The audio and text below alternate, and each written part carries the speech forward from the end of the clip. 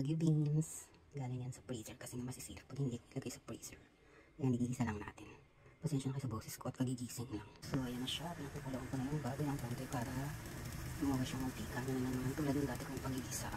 Gawin natin konting crispy yung mamoy. So, ayan na siya. Lumambot na siya. Nalagyan natin siya ngayon ng mantika. Konting mantika.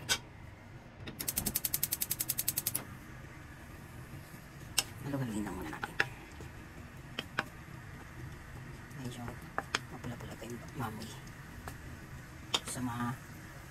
Sa mahinang apoy lang. Ayan na siya. Kunti na lang. Mamantika na siya.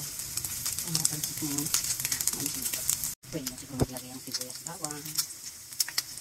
Lagyan na natin ang ating bawang. Kailangan na lang ko ng konting mantika. Medyo doon yung lumabas ng mantika. Okay na. Pag hinalo siya. Pag-iluto na yung mantika. Pagkababay. Ayan. Lagyan na natin yung sibuyas. Ibang ng kamilang.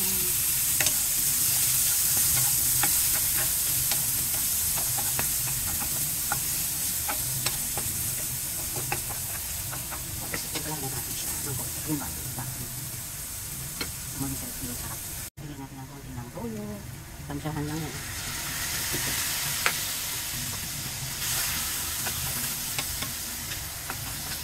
Toyo ng geta ko yan.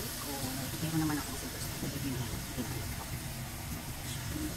Okay na siguro siya. Lagyan na natin yung ating beans.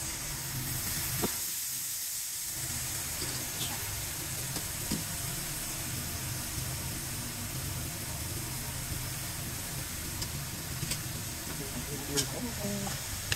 Saka natin lagyan na sa baw. Wow. Okay, pakula natin ang konti. Saka natin lalabas pa yung tubig siya na. Kaya siya lumabas na lang konti yung kanyang yung tubig ng gulay. So dadagdagan na siya kasi siya ng konti. Gusto ko nga nito medyo tuyo kaya nakakanta natin ng konti lang. Para maluto maluto yung gulay. Medyo half cook maluto pa. So ayan na siya. Almost luto na. Tikman na natin yung lasa. Sarap pa. Nilagyan ko na nga pala siya kanina yung paminta. Tsaka toyo. Tapos nilagyan ko na konting toyo cubes. Ayan na siya. So luto na yung ating adobong Baguio beans. At ito na siya. Nilagay ko na sa lagayan. Paganda. Medyo maganda. Tcharan! Diba? Nakachamba na naman ako ng luto. Masarap na naman ang kain ko nito. Ayan siya. Iba yung lasa ng beans nila dito. Mas ewan ko may paliwanag yung lasa. Hindi siya simple ang lalim. Dito tulad sa atin talagang simple lang yung lasa, diba? Dito hindi. Talo yung panimpla. Ganun. Okay, sige. That's it na. Bye.